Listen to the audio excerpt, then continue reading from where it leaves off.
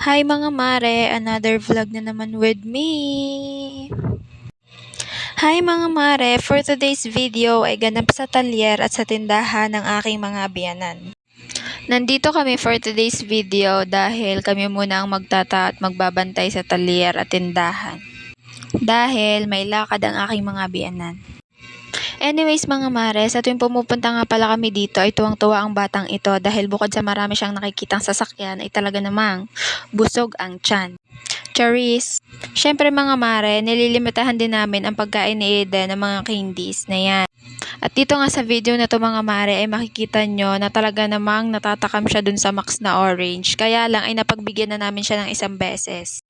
At nung sinitsitan ko nga ay ayan at nag-no-no na siya at ibinalik na yung candy. Anyways mga mare, ito nga pala yung trabaho ng aking Diyosawa.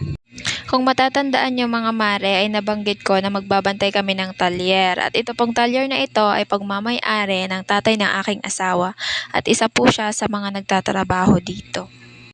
At ang talyer po na ito ay nag-o-offer ng modified fiber repair at repaint. Kaya naman mga mare at pare, kung gusto nyo gumanda ang mga sasakyan nyo, ano pang hinihintay nyo? Dalhin nyo na yan dinis sa FFC Fiberglass sa Lumang Bayan, Charis. Anyways, yung black na nasa sasakyan na nakikita nyo ay kakatapos nga lang yan i-repaint ng aking Diyosawa. At dinala na nga ni Diyosawa sa katapat na car wash ng talyer para ipa-detail para naman lalong pumogi at kumintab. At pagkatapos naman ilabas ni Diyosawa yung sasakyan na nirepaint niya kanina, ay ito na naman at may bagong bisita na naman ang talyer. At ang gagawin naman sa sasakyan na ito mga mare ay i-repair nga yung bumper. At pagkatapos naman mga mare na maghapong trabaho ng aking Diyosawa ay nagkayayaan naman kami sa dancing fountain. Gusto ko nga sanang mag-moment muna kami dyan kaya lang may anak kaming urat kaya naman hindi natuloy ang moment. Charis. Sa tuwing pupunta nga kami ng Lumang Bayan ay isa ito sa inaabangan ni Aiden na madaanan namin. Dahil naa-amaze at natutuwa talaga siya sa tuwing nakikita niya yung tubig na yan. Pumunta nga muna kami saglit sa New City dahil hindi pa nagsisimula yung dancing fountain. Tapos, pagbalik namin mga mare ay may mga nagsusumba din at arin na nga at nakisumba-sumba na ang bata.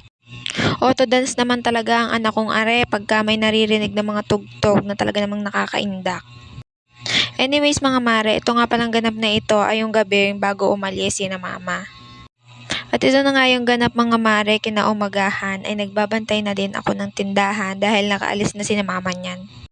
At habang nagbabantay naman ako ng tindahan, di are tuloy ang mukbang ni Aiden. At isa nga sa nakakatuwa sa batang ari mga mare ay hindi siya pihikan pagdating sa pagkain.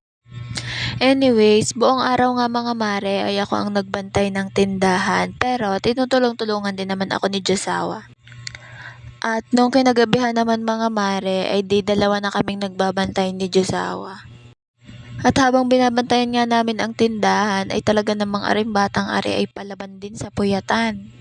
Kaya naman nung alas 10 na ay nag-decide na kami ni Diyosawa na isara na yung tindahan para makatulog na ang batang ito dahil inaantok na din si Diyosawa.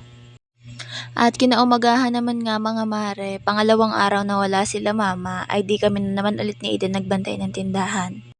Habang si Diyosawa naman ay gumagawa at may mga nilalakad sa talyer.